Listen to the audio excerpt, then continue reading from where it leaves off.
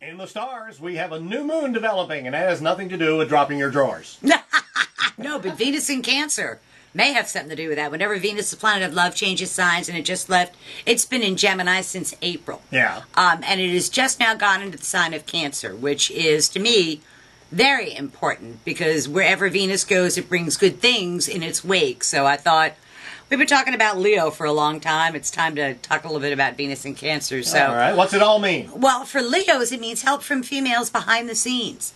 It actually I got one that's been the biggest help of all. My wife's yes, Pat. I understand that, but these are other people who are secret allies who you didn't realize were allies. Oh. Actually stepped forward over the next 4 weeks or so to help bring the Leo something the Leo desires, which I think is very cool. Mm-hmm. For Virgo, this Venus in Cancer is in your 11th house of hopes, wishes, goals, and objectives. And Virgos, that means two things for Virgos. Number one, it means that they get to achieve a long-standing dream, which is very cool, but they do it through a group effort, and they also do it through well-placed female friends come through for the Virgo as well.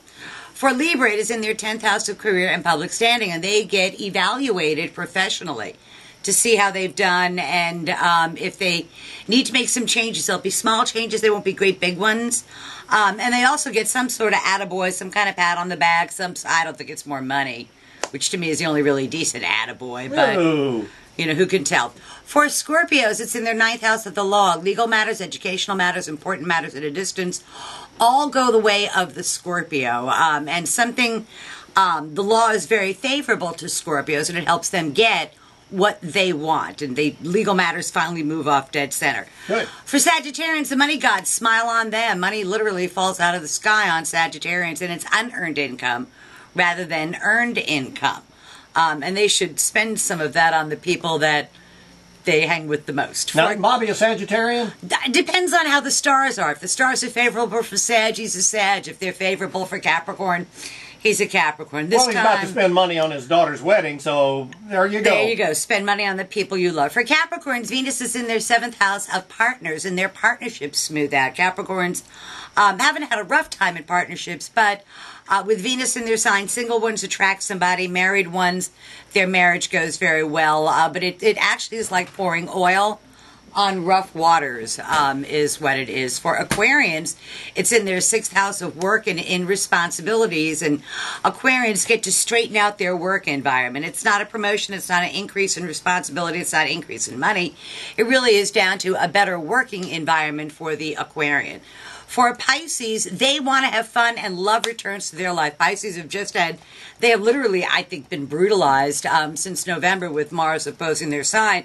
Now that Venus is in their 5th house of love affairs, children, sports, amusements, pleasures, it is time for those Pisces to have fun. So single ones, their love life picks up, married ones, that goes well, and they have a great time with kids. Good. Which is a very cool thing. For Aries, it's in their 4th house of home, and they need to work on their home. They need to solidify their home. They need to repair their home. They've been procrastinating for whatever reason. Now it's time to really put some effort into making their home life the way they want it to be, and something new comes to light over the next 4 weeks or so that changes things for Aries at home.